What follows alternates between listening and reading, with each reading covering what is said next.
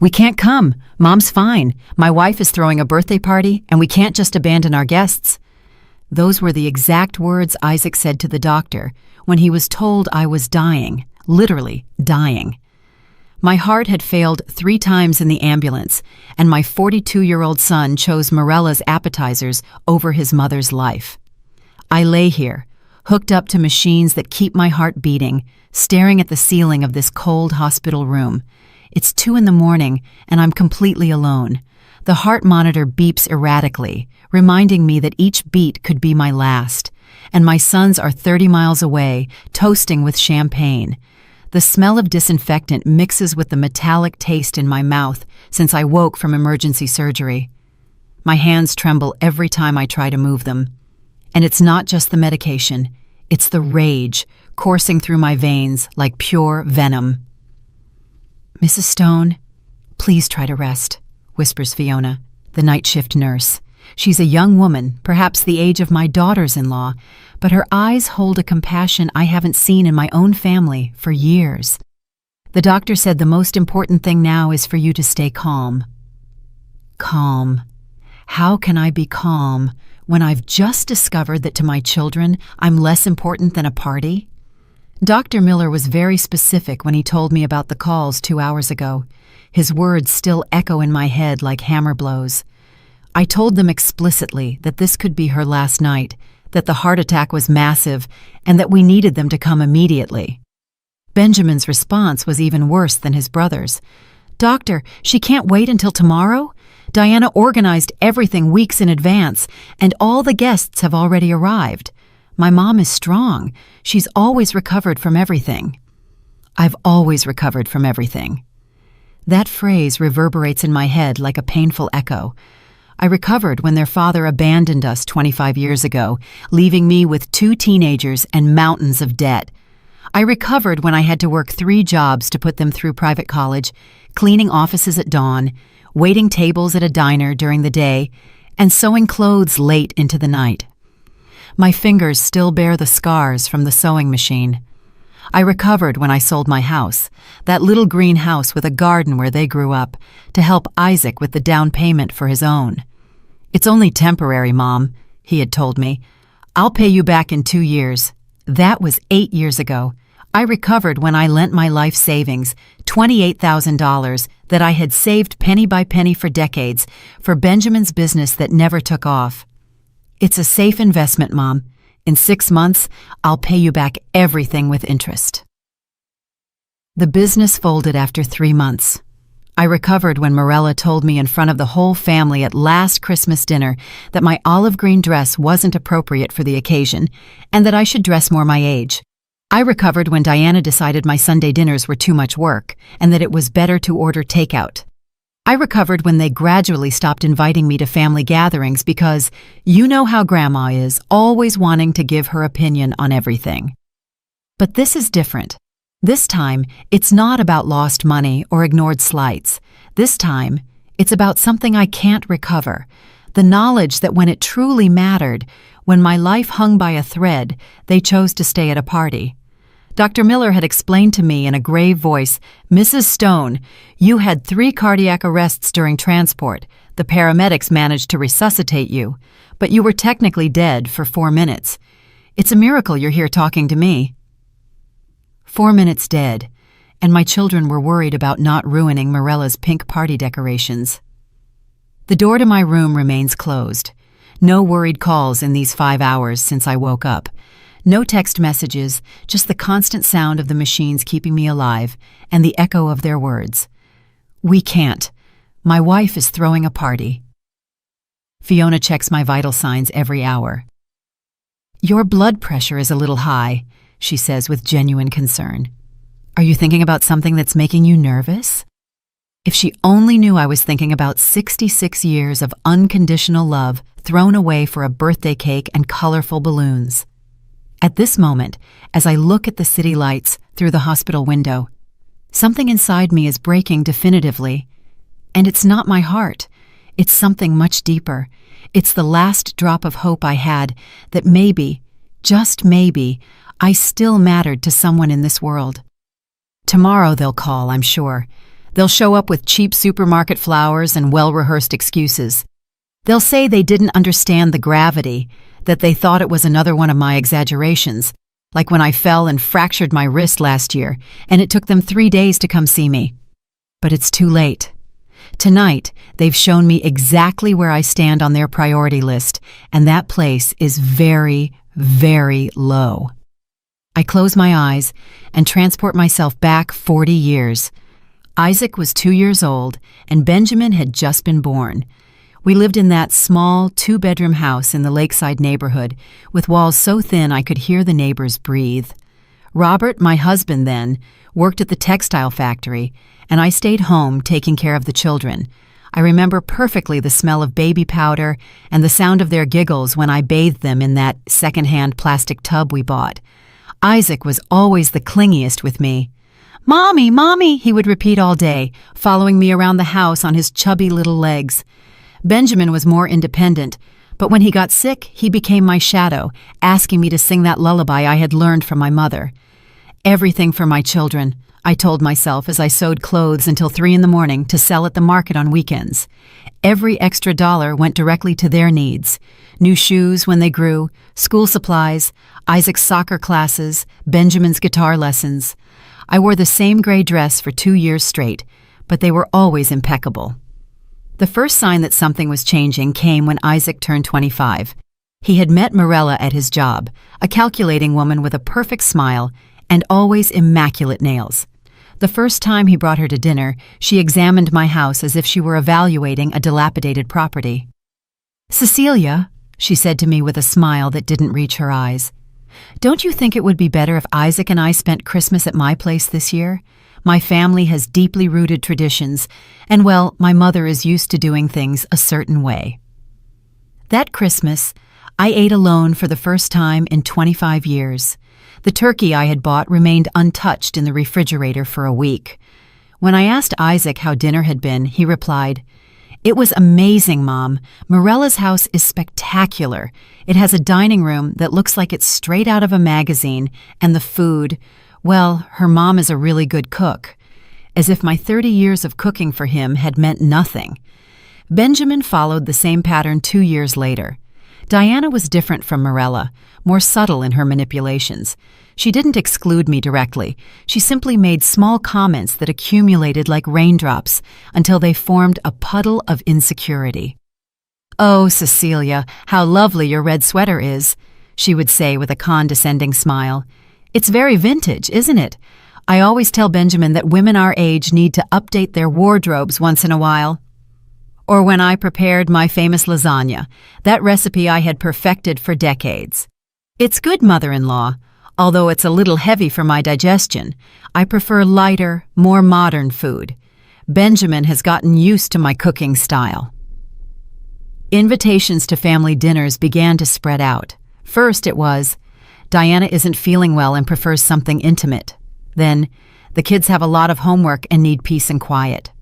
Finally, they simply stopped inviting me. Linda, my lifelong neighbor, told me bluntly one afternoon while we were having coffee, "Cecilia, dear, your daughters-in-law are pushing you away from your sons. It's the oldest story in the book. I've seen this movie 1,000 times." But I refused to believe it. "They're good girls, Linda. They just need time to adapt to the family." "Adapt? They've been married for 5 years, Cecilia. They've already adapted. They've adapted you to be the grandma who shows up for emergencies and leaves quietly." She was right, but it hurt to admit it. I had started to feel like a stranger in my own children's lives. Phone conversations became mechanical. "Hi, Mom. How are you?" "Good, us too. Well, we'll call you later. We're busy." The hardest blow came 2 years ago when I sold my house to help Isaac. Mirella had found her dream house in an exclusive neighborhood, but they needed $100,000 for the down payment. "Mom," Isaac said to me with that voice he used when he was a child and wanted something, "I know it's a lot to ask, but it's our opportunity. It's an incredible investment. In 5 years, this house will be worth double." I sold my little greenhouse, the one where I had raised my children, where their heights were marked on the doorframe, where they had taken their first steps. I moved to a small apartment in a building without an elevator, but they had their dream house. The first time I went to visit them in their new house, Mirella greeted me at the door with a tense smile. "Cecilia, what a surprise. You should have called first. We're expecting some friends for dinner." She didn't invite me in. I stood on the threshold of the house I had helped buy, feeling like a salesperson arriving at the wrong time. "I just came to bring you this," I said, handing her a chocolate cake I had made especially for them. It was Isaac's favorite since he was a child. "Oh, how nice. But you know we're trying to eat healthier. Isaac is being very careful after his high cholesterol scare." She held the cake as if it were contaminated. That night, I cried myself to sleep. My son had cholesterol problems, and I found out by chance through a conversation at the door of a house I had helped buy. With Benjamin, the situation was different, but equally painful. He had always been more direct, less diplomatic than his brother. When his electronics import business started having problems, he got straight to the point. "Mom, I need $8,000. It's to save the business. If I don't get them this week, I'm going to have to close and be in debt for years." It was all my savings, every dollar I had saved working at Dawn, every coin I had set aside from my pension for 10 years. But he was my son, my baby, whom I had carried in my arms for entire nights when he had a fever. "I'll lend it to you, my son, but I need you to sign a promissory note. It's not distrust, it's just to have everything in order." Diana was outraged. "A promissory note? Seriously, Cecilia, you're going to charge your own son interest? What kind of mother does that?" In the end, I lent him the money without a promissory note. "He's your son," I told myself. "He knows what that money means to you." The business folded after 3 months. The $8,000 vanished along with years of sacrifices and dreams of a dignified old age. Benjamin told me, "Mom, you know how these businesses are. Sometimes you win, sometimes you lose." At least I tried, as if my money had been casino chips and not the result of decades of work. Now, connected to these machines in this cold hospital, I understand that all those moments were preparing me for this night when the mask finally fell and I could see the naked truth. To my children, I am dispensable. The pain had started 3 days ago during Sunday lunch at Isaac's house. It was my 66th birthday, although no one seemed to remember it. Mirella had prepared a light salad and grilled chicken, nothing like the celebrations I used to organize for them when they were children. "Mom, you look tired," Benjamin had said to me while picking at his food without looking up from his phone. "Are you sleeping well?" The truth was, I hadn't slept properly for weeks. A strange pressure in my chest woke me every night at 3 a.m, as if someone were sitting on my ribs. But I didn't want to worry them. I didn't want them to think it was another one of my exaggerations, as they had started to call my ailments. "I'm fine, honey. Just a little heartburn at night." Mirella had let out a dry laugh. "It's just that at our age, the body doesn't process food the same way, Cecilia. I tell my mom she needs to eat lighter, fewer spices, less fat. A 66-year-old woman's body isn't the same as a 30-year-old's. That afternoon, as I was getting ready to leave, Diana arrived with news that broke my heart without her knowing it. "Guess what? We finally got a date for my birthday party. It's going to be this Wednesday at the Grand Plaza Hotel Ballroom. I've been planning it for months." Wednesday. My actual birthday had been on Sunday, but no one mentioned it. On Wednesday, they were going to celebrate Diana with all the pomp and circumstance in the world. "It's going to be amazing," Diana continued excitedly. "I hired the best catering service in the city. There's going to be live music, themed decorations, and over 50 guests have already confirmed. Benjamin gave me this gorgeous golden dress that cost $1,200. $1,200 for a dress, more than I spend on clothes in 2 years. I remained silent, feeling that pressure in my chest intensify as I watched my son smile proudly for having spent in one night what lasts me 6 months. "Mom, you're obviously invited," Benjamin had told me, but his tone sounded more like forced courtesy than real desire. "Though, you know, it's going to be an elegant affair." Diana invited many important people from her work. The message was clear: come, but don't embarrass us. On Tuesday night, a day before Diana's big celebration, the pressure in my chest had become unbearable. My left arm ached, and I had nausea that made me double over in bed. I called Isaac at 11 at night. "Mom, what's wrong?" "We're watching a movie." "My son, I feel very sick. I have a chest pain that won't go away." "Did you take anything? Chamomile tea? Maybe it's stress. You've been very tense lately with Diana's party. Look, we'll stop by to see you tomorrow after the celebration." I hung up feeling more alone than ever. Even my pain had to wait for my daughter-in-law's party to end. That night, I couldn't sleep for a minute. The pain spread through my jaw, my neck, my back. It was as if a giant elastic band was tightening around my torso. At 5 in the morning, I called Linda. "My dear, that doesn't sound good at all," she said after hearing my symptoms.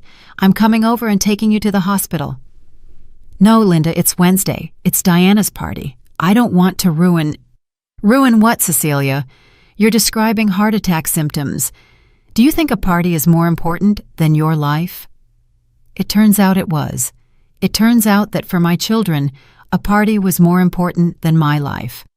Linda arrived at my apartment at 6 in the morning and found me sitting on the edge of the bed, sweating coldly and breathing with difficulty. "We're going to the hospital right now," she said, with that firmness that only true friends have. In the taxi to the hospital, the pain intensified to the point of being unbearable. It felt as if a knife was being plunged into the center of my chest and slowly twisted. I squeezed Linda's hand with all my might. "Hang in there, Cecilia. We're almost there." In the emergency room, everything happened very quickly. The electrocardiogram showed worrying irregularities. My blood pressure was through the roof, and the cardiac enzyme levels confirmed what the doctors already suspected. I was having a massive heart attack. "We need to operate immediately," Dr. Miller had told me as he prepared the gurney to take me to surgery. "Is there anyone we can call? Close family?" With a voice choked by pain and medication, I gave them my children's numbers. "Please tell them it's urgent, to come now." Linda stayed holding my hand until they took me to the operating room. "I'll stay here until you come out. My dear, you're not alone." But I was alone. As they administered the anesthesia, the last thing I thought about was my children getting ready for a party while I fought for my life. I woke up 6 hours later with Fiona checking my vital signs and Linda asleep in the chair next to my bed. My children were conspicuously absent. Did my children call? It was the first thing I asked, although from Fiona's expression, I already knew the answer. The doctor spoke with them during the surgery. He explained that you had 3 cardiac arrests, that the situation was critical, that they needed to come immediately. My heart, already weak, shrank even more. "And what did they say?" Fiona hesitated before answering. She clearly didn't want to be the messenger of this betrayal, but I needed to hear the whole truth. "Your oldest son said they were at a very important party, that they couldn't abandon the guests, that you had always been strong, and that they were sure you would recover." Tears began to roll down my cheeks uncontrollably. It wasn't just the physical pain of the post-operative period. It was the pain of discovering that Diana's party, with its $1,200 golden dress and elegant appetizers, was worth more than all the years I had dedicated to raising them. "Your youngest son," Fiona continued softly, "asked if they could come tomorrow morning after the celebration ended." Linda woke up hearing my crying and immediately came closer to the bed. "My dear, what happened? Does something hurt?" "Everything hurts, Linda. It hurts to have dedicated my entire life to 2 children who prefer a party to knowing if their mother is going to survive the night." At that moment, staring at the hospital ceiling at 3 in the morning, while my children toasted with champagne 30 miles away, I made a decision that would change everything forever. The next 3 days were a roller coaster of emotions I never thought I would have to experience. Every hour that passed without a call from my children felt like a deeper stab in an already literally broken heart. Fiona had started to avoid my gaze when I asked her if anyone had called asking about me. On Thursday morning, 24 hours after Diana's party, the room phone finally rang. My heart raced so much that the machine started beeping alarmingly. It was Isaac. "Mom, how are you?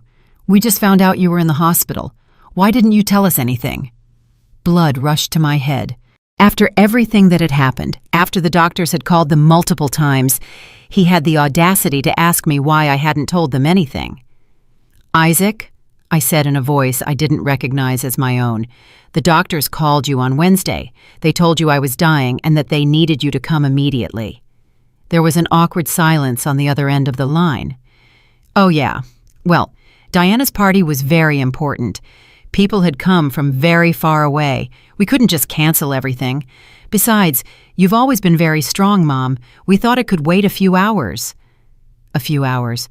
My life could wait a few hours. "Mom, don't be dramatic. You're fine now, right? The doctors said the operation was successful. Look, we'll stop by to see you Sunday after lunch. Does that work?" Sunday, 3 days away. My first heart attack could wait until after Sunday lunch. I hung up without saying goodbye. Fiona, who had been pretending to organize medications to give me privacy, approached with a worried expression. "Mrs. Stone, your blood pressure just skyrocketed. Are you okay?" "No, Fiona, I'm not okay, and I don't think I'll ever be okay again." That afternoon, Benjamin arrived, but not alone. He was accompanied by Diana, who looked radiant after her successful celebration. She was wearing golden earrings that matched the dress she had worn to the party, and her makeup was perfectly applied. I, meanwhile, had greasy hair, a stained hospital gown, and tubes coming out of my arms. "Mother-in-law, how are you? You gave us quite a scare," Diana said, with a smile that didn't reach her eyes. "Benjamin told me what happened. What bad luck that it happened just on the day of my party, right?" Bad luck, as if my heart attack had been a planned inconvenience specifically to ruin her celebration.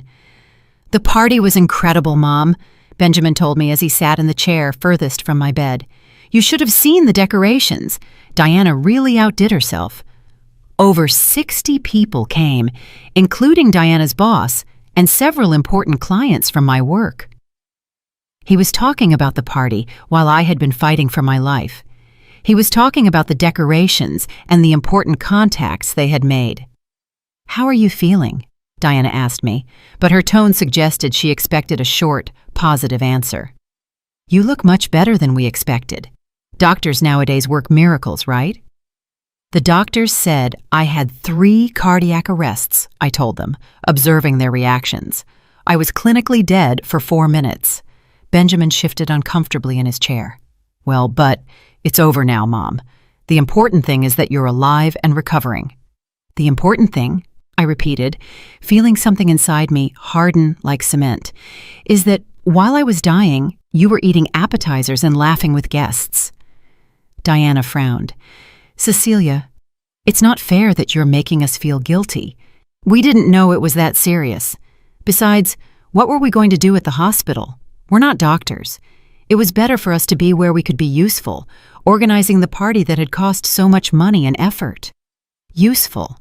Organizing a party was more useful than accompanying their dying mother-in-law. "Look, Mom," Benjamin interrupted. "Diana and I talked, and we decided we're going to help you more. We can stop by to see you once a week, maybe on Sundays after lunch. And if you need something urgent, you can always call us, as long as it's not during work hours or when we have important commitments." Once a week after lunch, if they didn't have important commitments. It was at that moment, looking at my youngest son talk to me as if I were a burden to be redistributed on his agenda, that something definitively broke inside me. It wasn't my heart. This time, it was something much deeper. It was the last shred of hope I had, that maybe somewhere, very hidden, there was still something of the love I had planted in them all these years. "You know what?" I said to them in a strangely calm voice. "You're right. You shouldn't feel guilty." Both visibly relaxed, thinking I had understood their point of view. "You shouldn't feel guilty," I continued, "because to feel guilty, you need to have a conscience, and you clearly lost yours a long time ago." Diana's expression changed immediately. "Cecilia, there's no need to be rude. We came here to support you, even though we have 1,000 things to do." "To support me?" I laughed, but there was no humor in my laughter. "You came to fulfill the minimum social effort required to be able to say you visited your sick mother. You came so you could sleep peacefully, knowing you did your good deed for the day." Benjamin stood up, clearly annoyed. "Mom, you're being unfair. We just explained why we couldn't come earlier. Diana's party was important to us for our future. We can't cancel our lives every time you have a health problem." Every time I have a health problem. As if heart attacks were colds I caught regularly to get attention. "You're right, my son," I told him, feeling a strange calm take over me. "You can't cancel your life, and I won't ask you to ever again." Diana smiled, thinking she had won. "I'm glad you understand, mother-in-law. It's important that we all have healthy boundaries in family relationships." Healthy boundaries. That was an interesting way to describe emotional abandonment. They stayed another 10 minutes, talking mainly among themselves about their weekend plans, about a trip they were planning for next month, about a new rug Diana wanted to buy for the living room. I was just a silent spectator of their prosperous and busy lives. When they finally left, vaguely promising to return soon, I was left alone with Fiona and the weight of a revelation that was changing me completely. "Mrs. Stone?" Fiona said to me as she checked my IV. "I don't like how you look. Do you want me to call someone else? Do you have other family members, close friends?" "I have Linda," I said, "and apparently that's more than I had with my own children." That night, as I listened to the sounds of the hospital and felt the throbbing pain in my scarred chest, I began to plan something I never thought I would have to do, something definitive, something that would show them the true cost of their decisions. That night, I couldn't sleep. It wasn't just the physical pain that still pierced my chest like daggers, but a mental clarity I hadn't had in years. For the first time in decades, I was seeing my life without the filter of unconditional motherly love. I was seeing reality as it was, not as I had wanted it to be. I sat up in the hospital bed and asked Fiona for paper and a pen. "Are you going to write letters, Mrs. Stone?" She asked me with that sweetness I had come to appreciate more than the visits of my own children. "Something like that," I replied. "I need to put my thoughts in order." I began to write, and the words flowed as if they had been waiting for years to come out. It wasn't just a letter. It was a complete inventory of my life, an emotional accounting I had never had the courage to do. "Dear Isaac and Benjamin," I wrote with a trembling hand, "for 66 years I have lived for you. Every decision I made, every sacrifice I made, every dream I abandoned was with your well-being and happiness in mind. Today, lying in this hospital bed after having been clinically dead for 4 minutes, I finally understand that you have not lived a single day thinking about mine." Tears began to fall onto the paper, smudging some words, but I continued writing. I had 66 years of things to say. "When your father abandoned us, I was 35 years old, and you were 18 and 10 respectively. I was young, I was attractive, I had suitors who wanted to start a family with me, but I chose to stay alone, to dedicate myself completely to you. I didn't want any man to make you feel like you were a burden or that you were in the way. I sacrificed the possibility of having a partner, of having more children, of having a full love life, because you were my absolute priority." I remembered Mr. Douglas, the widower who lived across the street and who for years brought me flowers every Friday. He was a good, hard-working man who courted me with the patience of someone who understands the value of important things. But I always told him that I couldn't think about romance, that my children needed me. He married another woman 5 years later, and I continued alone, raising them. "I worked 3 jobs for 8 years to pay for your private college," I continued writing. I cleaned offices from 4 to 7 in the morning. I worked at the diner from 8 to 4 in the afternoon and sewed clothes from 6 until midnight. I slept 3 hours a day from Monday to Saturday. Sundays I dedicated completely to you. I washed your clothes, cooked your favorite meals, helped you with homework, took you to the park. My hands started to ache, but I needed to write everything.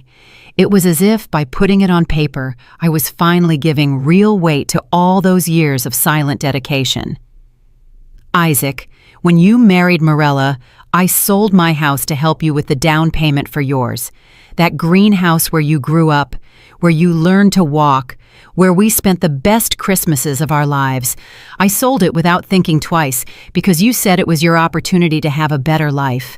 I moved to a one-bedroom apartment on a 4th floor without an elevator, but you had your dream house. I stopped writing for a moment to wipe away my tears. Fiona approached with concern. "Are you feeling well, Mrs. Stone? Your blood pressure is going up again." "I'm fine, honey. For the first time in years, I'm perfectly fine." I continued with the letter. "Benjamin, when your business was failing, I lent you my life savings. $28,000 that I had saved dollar by dollar for 10 years, working weekends until I was 70, selling food at the door of my building, saving every penny of my pension. It was my security for old age, my peace of mind to be able to get sick without being a burden to anyone. But you needed that money, and I gave it to you without hesitation." The irony hit me like a slap. I had spent my financial security so they wouldn't see me as a burden, and now they saw me as exactly that, a burden. "But none of this matters now," I wrote, feeling that each word freed me a little more.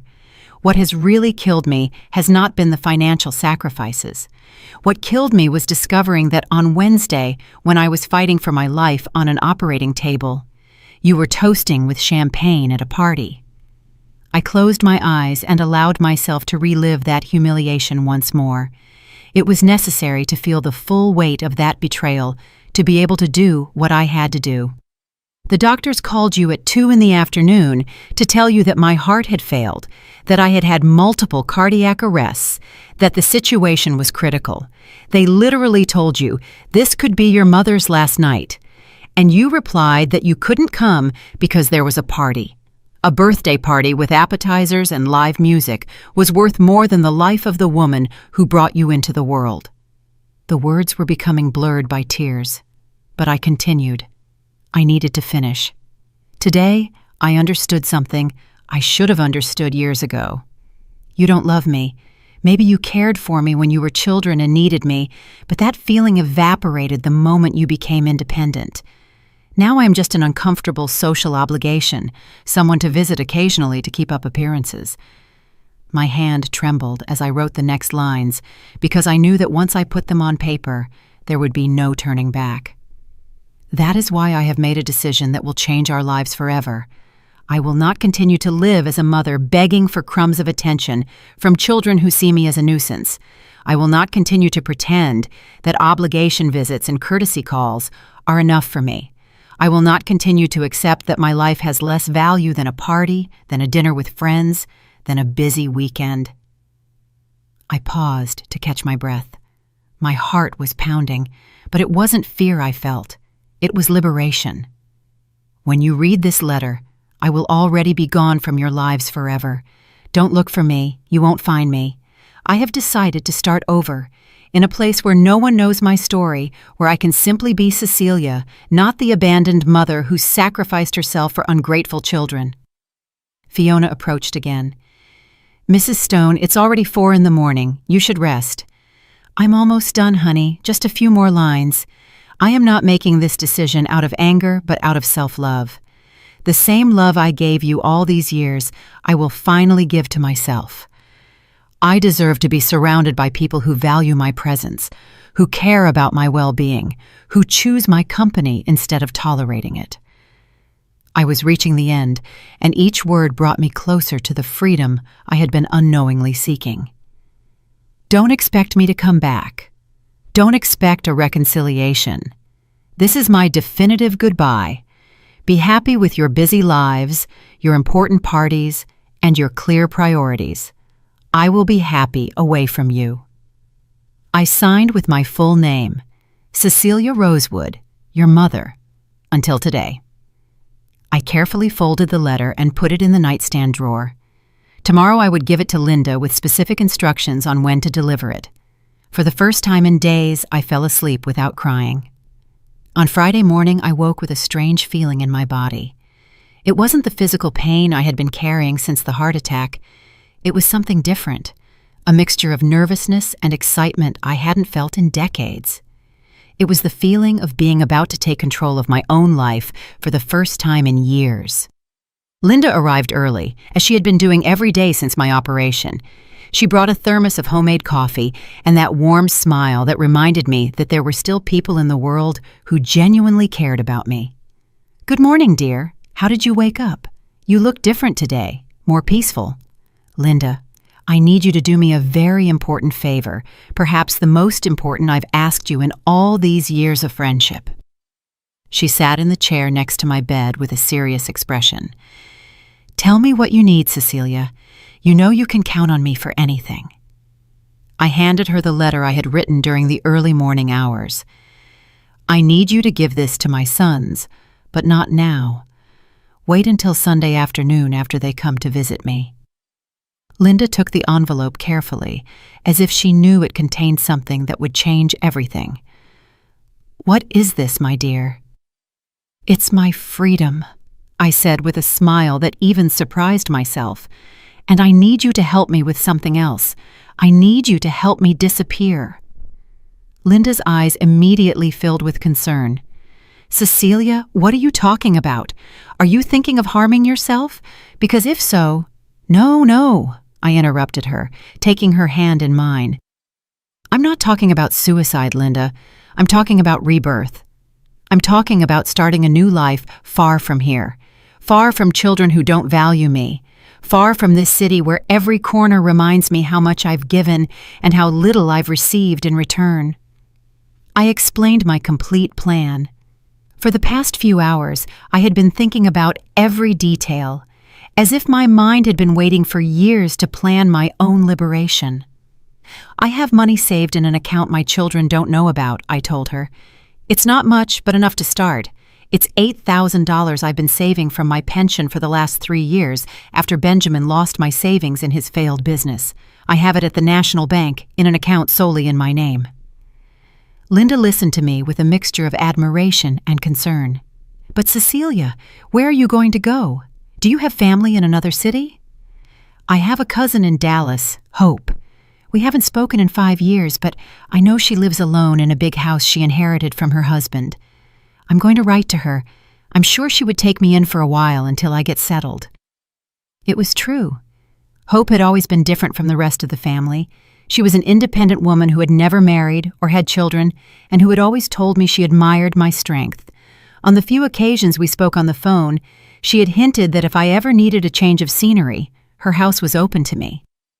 "The plan is simple," I continued explaining to Linda.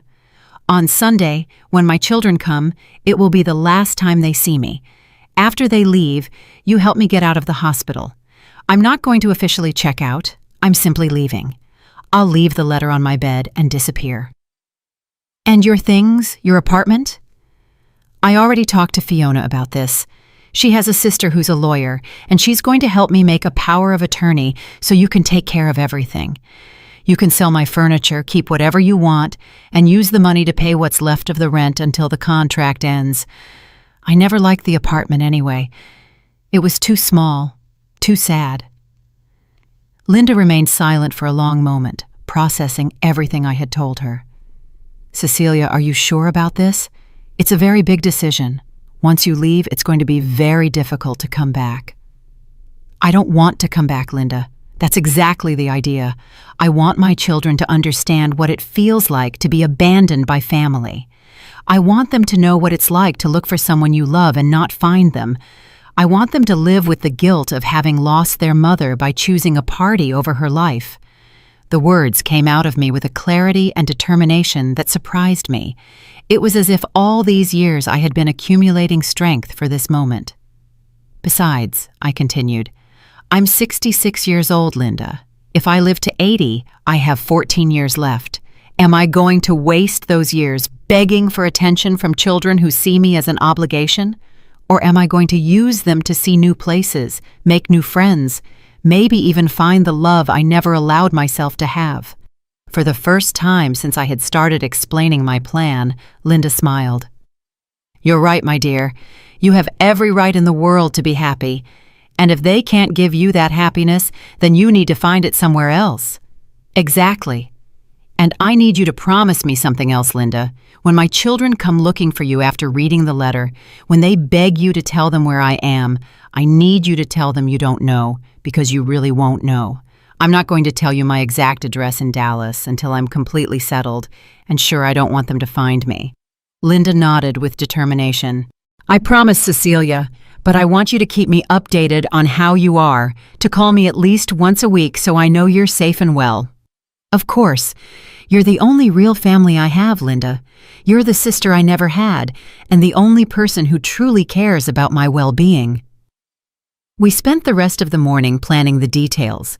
Linda would take care of contacting Fiona's sister for the legal papers. I would call my cousin Hope from the hospital phone to explain my situation. I also needed to withdraw my $8,000 from the bank and convert it to cash for the trip. You know what's the saddest thing about all this? I said to Linda as we organized the last details. That I'm more excited about this new life than about anything that has happened in the last 10 years. I feel like a teenager planning to run away from home.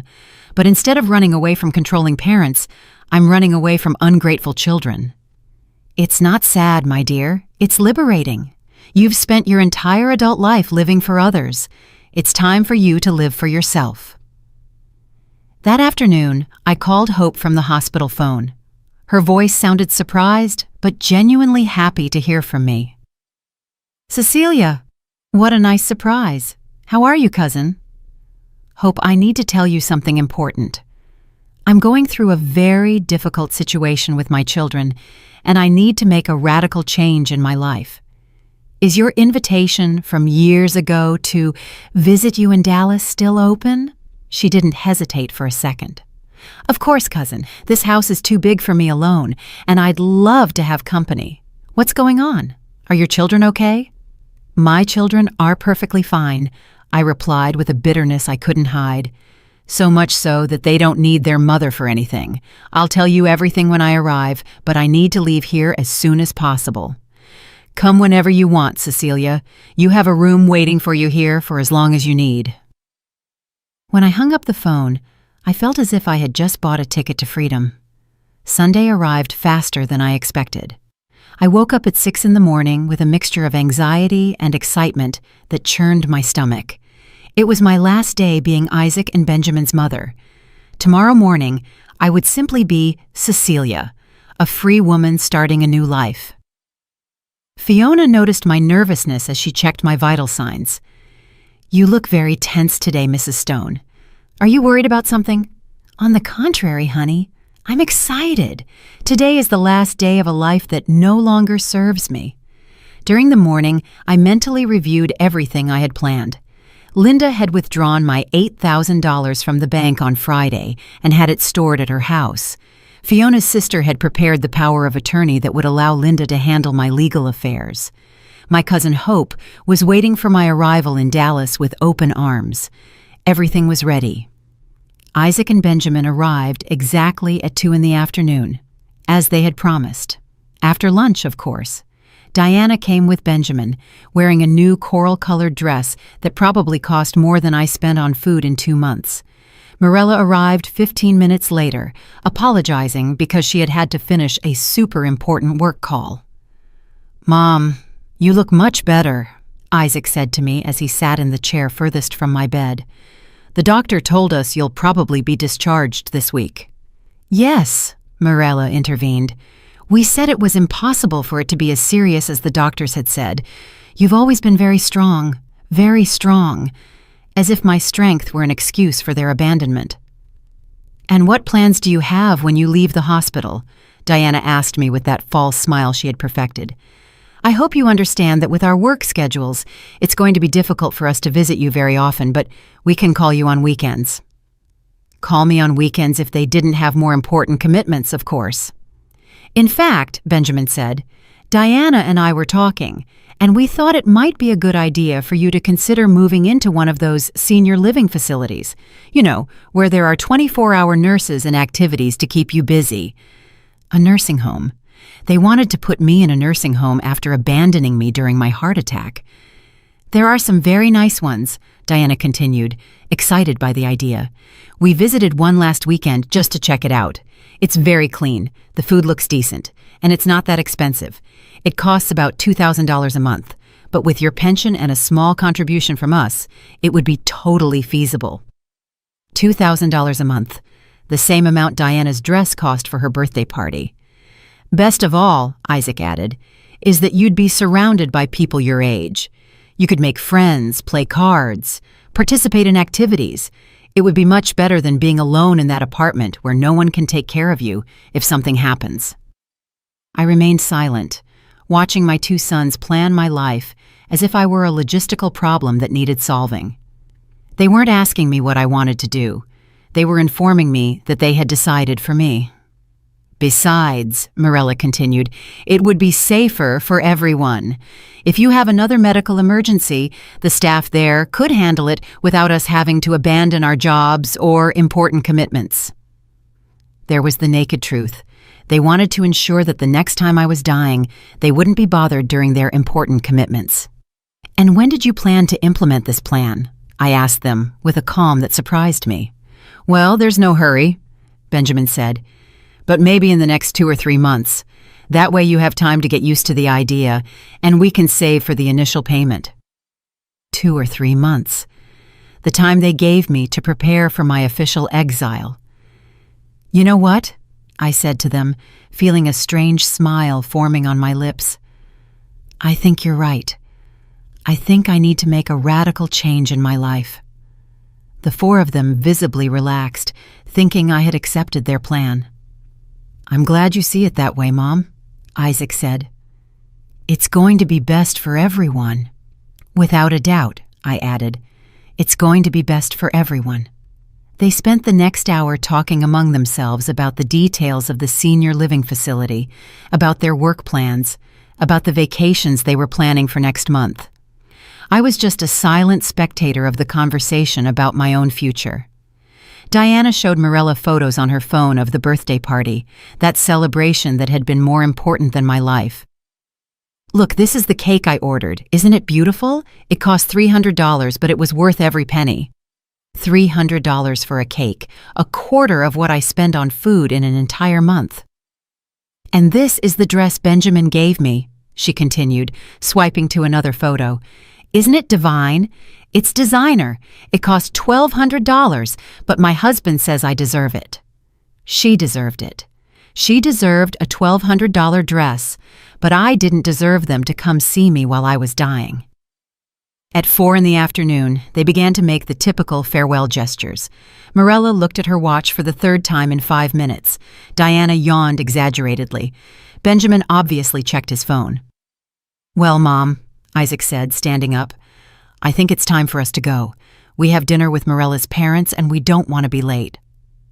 Dinner with Marella's parents. Of course, they were in a hurry to leave. It's okay, dears. Go in peace. Each of them gave me a quick, superficial kiss on the forehead, the kind given out of obligation. Diana even wiped her lips afterward, as if my skin had left some unpleasant residue. We'll call you this week, Benjamin promised from the door. And we'll start researching more senior living facilities, Marella added.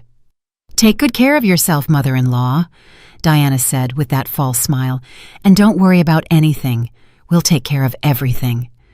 They left, leaving behind the scent of Diana's expensive perfume and the echo of their empty promises. I was left alone in the room, looking at the door through which my children had just left. In a few minutes, Linda would come in to help me with the final phase of my plan. In a few hours, I would be on a bus to Dallas. By tomorrow, the hospital bed would be empty, and my children would be reading the letter that would change their lives forever. For the first time since the heart attack, I genuinely smiled. It wasn't a smile of happiness, but of liberation. It was the smile of a woman who had finally decided that her own life was worth more than the emotional comfort of ungrateful children. Fiona came in for the afternoon checkup. "How do you feel after the visit, Mrs. Stone?" "I feel free, Fiona, for the first time in decades. I feel completely free." "Free? Free from what?" "Free from the illusion that I am important to anyone other than myself." At 6 in the afternoon, Linda arrived, punctual as always. She carried a small suitcase with clothes she had packed from my apartment and the $8,000 in cash. "Ready for your new life, my dear?" "More than ready, Linda. I've been waiting for this moment for years without knowing it." At 7 in the evening, as the hospital corridors began to empty and the night shift settled into its more relaxed routine, Linda and I put into motion the plan that would change my life forever.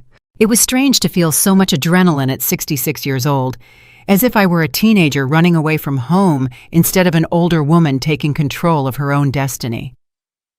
"Are you sure you want to do this, Cecilia?"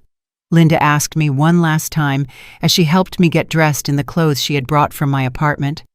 "Once we leave here, there'll be no turning back." "Linda, I've been 40 years without turning back. From the day I decided my children were more important than myself, I haven't had a way back. This is the first time in decades that I feel like I'm moving towards something, not running away from something." I put on the dark green dress I had bought last year but had never worn because Morella had commented that the color didn't suit me. Today it seemed perfect. It was the color of new hope, of a fresh start. Fiona came in at the exact moment we had coordinated. Her shift ended at 8, and she had agreed to help us with the most delicate part of the plan, leaving the hospital without an official record of my departure. "Mrs. Stone, are you ready for this? My sister is waiting for you in the parking lot with all the legal papers you need to sign." Ready as I've ever been for anything in my life. I took the letter from the nightstand drawer and placed it on the pillow, clearly visible. It was a white envelope with my children's names written in my neatest handwriting. It looked so innocent, so simple, but I knew those 4 pages would destroy the comfortable world they had built by ignoring my existence. "Linda, remember, wait until tomorrow afternoon to give them this. That way I have time to get to Dallas and settle in a bit before chaos breaks out." "I remember perfectly, my dear. Tomorrow at 5 in the afternoon, I'm going to Isaac's house and I'm going to give them the letter. And when they ask me where you are, I'm going to tell them exactly what you told me, that I don't know." We walked through the hospital corridors as if we were normal visitors, leaving after visiting hours. Fiona had been very smart to choose this time. There was enough movement of people so we wouldn't be conspicuous, but not so much that anyone would pay specific attention to an older woman with a small suitcase. In the parking lot, we were met by Sarah, Fiona's sister. She was a woman in her 40s with a serious but kind expression who extended her hand professionally. "Mrs. Stone, I'm Sarah Miller, attorney at law. My sister explained your situation, and I want you to know you have my full support. What you're doing requires a lot of courage."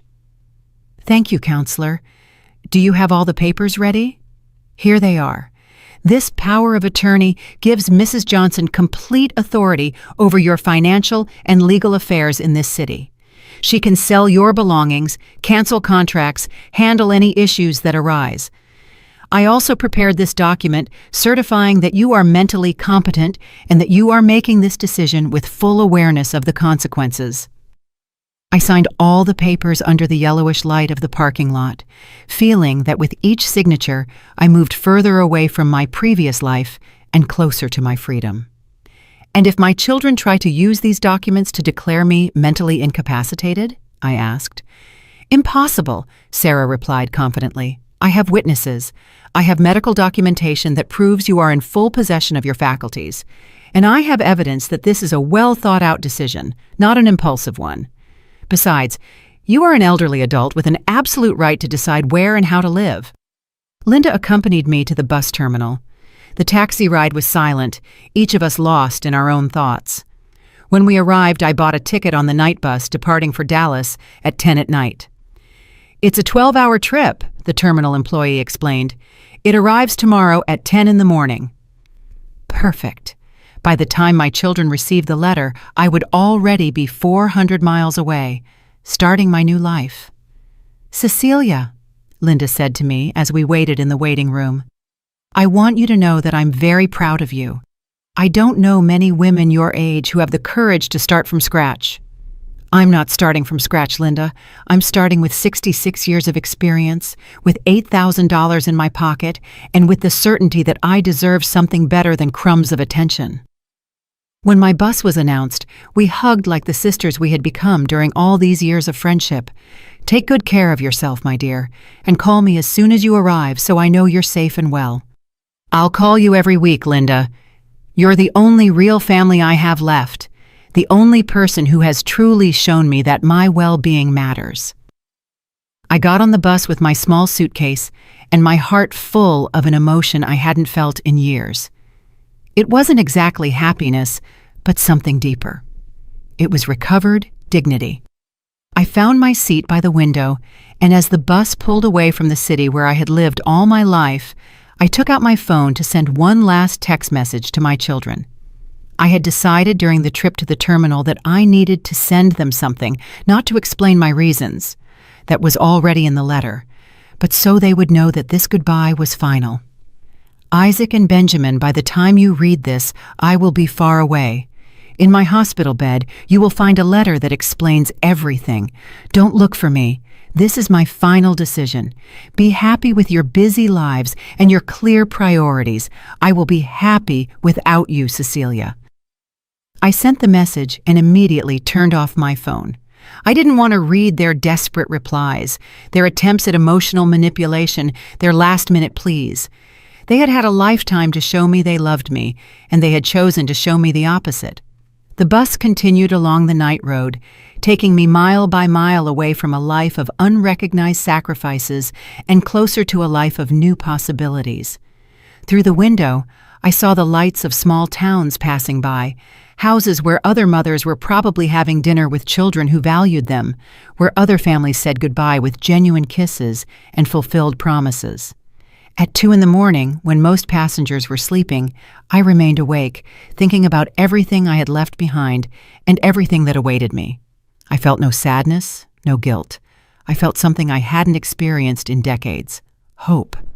My cousin Hope had told me on the phone that Dallas was a beautiful city, full of parks and markets, with perfect weather and warm people. "Here you can start over, Cecilia. Here no one will know your story, and you can write a new one." Writing a new story. I liked that idea. For the first time in my adult life, I was going to be the protagonist of my own story, not a secondary character in my children's lives. The bus continued on its way, taking me toward my freedom. I arrived in Dallas at 10 a.m. on Monday, exactly as I had calculated. The sun shone with an intensity I hadn't seen in years, as if even the weather was celebrating my new life. My cousin Hope was waiting for me at the terminal with a smile that immediately reminded me of my mother, her aunt, who always said that true family wasn't the one who shared your blood, but the one who shared your pain and your joy. "Cecilia, what a joy to see you," she said, hugging me with a warmth my own children hadn't given me in years. "You look tired from the trip, but there's something different in your eyes, as if you left a very heavy burden somewhere along the way." "That's right, cousin. I left 40 years of burden in a hospital 400 miles from here." During the ride to her house, Hope told me about life in Dallas, about the markets where I could buy fresh vegetables for pennies, about the parks where women our age gathered every morning to exercise and socialize, about dance classes for seniors, about part-time job opportunities for experienced people. "Here, no one will judge you for starting over at 66, Cecilia. This city is full of stories of rebirth." Her house was exactly as she had described it. Large, full of light, with a backyard where roses, jasmine, and a lemon tree filled the air with fragrance. My room had a window overlooking the garden and a bed with white sheets that smelled of lavender. "This will be your home for as long as you need, cousin, and if you decide to stay forever, it will be an honor for me." That first afternoon, while Hope prepared a homemade meal that reminded me of my childhood, I received the call I had been waiting for. It was Linda. "Cecilia, I just delivered the letter. It was exactly as you imagined." "Tell me everything, Linda. I need to know how they reacted." I arrived at Isaac's house at 5 in the afternoon, as we agreed. They were having a quiet family dinner. When I told them I had a letter from you, Morella rolled her eyes and said, "It's probably another one of her dramatizations because we haven't visited her in 2 days." I laughed bitterly. Even my letters they considered dramatizations. But when Isaac started reading, his face completely changed. "Cecilia?" He went pale as a sheet. He started reading aloud, and everyone fell completely silent. When he finished, Diana screamed, "This can't be real!" "Mothers don't abandon their children." And Benjamin started dialing your phone desperately. "And what did you tell them when they asked where I was?" "Exactly what you asked me to. I told them I didn't know, that you had only asked me to deliver the letter and hadn't told me where you were going." Isaac became furious and yelled that it was impossible for me not to know anything, that we were very good friends, but I stood firm. "How did they look when you left?" "Devastated, Cecilia, but it wasn't sadness I saw on their faces. It was panic.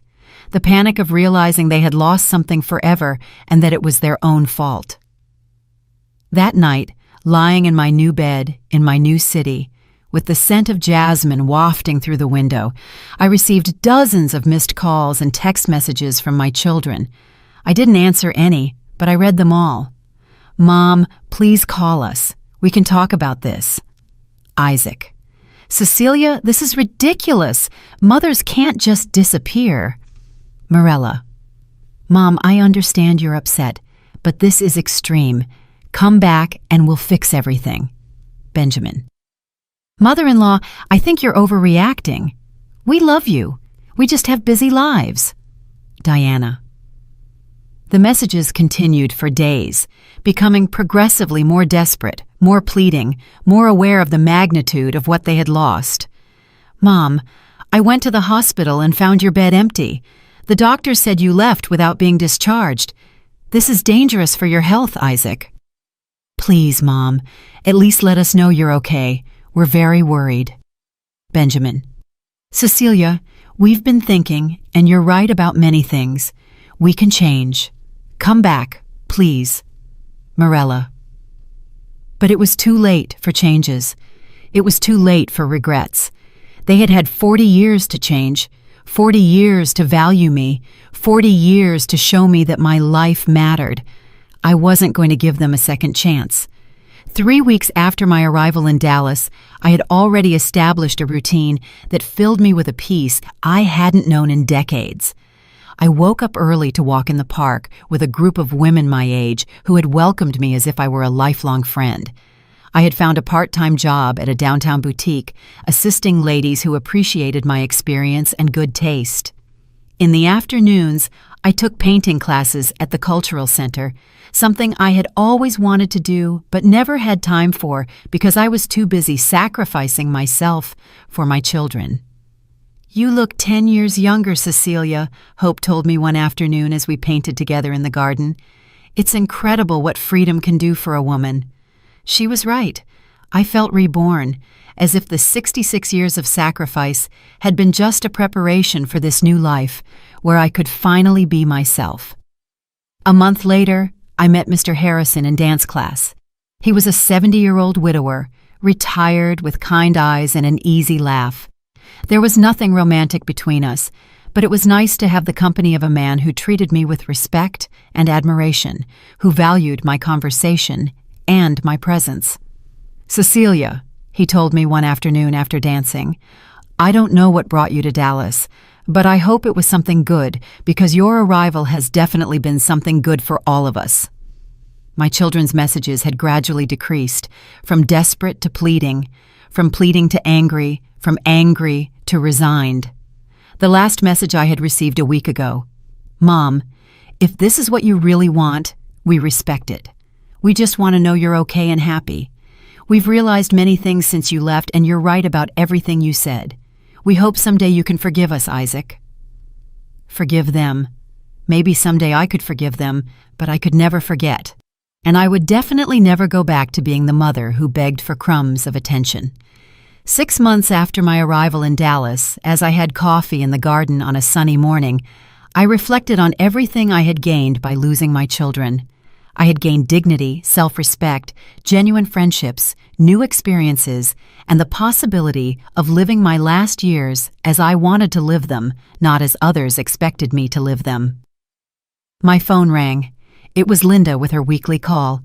"How are you, dear? You sound happier and happier." "I'm better than ever, Linda. Yesterday, I enrolled in a literature course at the university. Imagine, at 66 years old, I'm going to study something I always loved but could never do because I was too busy raising children who didn't value me." It makes me so happy to hear you like that, Cecilia. And them? Have you heard anything? I see them occasionally posting photos on social media. They continue with their busy lives, their important parties, their urgent commitments. The difference is that now I don't have to pretend I care. That night, as I wrote in the diary I had started keeping, I reflected on the bravest decision of my life. It hadn't been easy. There had been moments of loneliness, moments where I missed the illusion of having a family that loved me. But those moments were becoming less frequent, replaced by the deep satisfaction of finally living for myself. "Dear Diary," I wrote, "today I turned 67. It's the first birthday I celebrate without expecting my children to call, without feeling disappointed by their indifference. Hope organized a small party for me with our friends from the park, and for the first time in decades, I felt genuinely loved and valued. This is the life I deserve. This is the life I should have always had." I closed the diary and looked out the window at the moonlit garden. Tomorrow would be another day of my new life, another day of freedom, another day of simply being Cecilia. Not the abandoned mother, not the sacrificed woman, but a complete woman living on her own terms. And for the first time in 40 years, that was more than enough.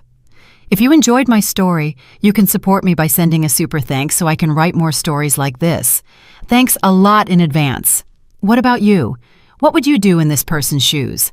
I'd really love to hear your thoughts, so drop them in the comments. I'm always curious to know what you think. Oh, and let me know where you've heard this story. If you want to hear more life stories like this, like the video and subscribe to my channel. There are many more waiting for you. Big hugs, and see you next time.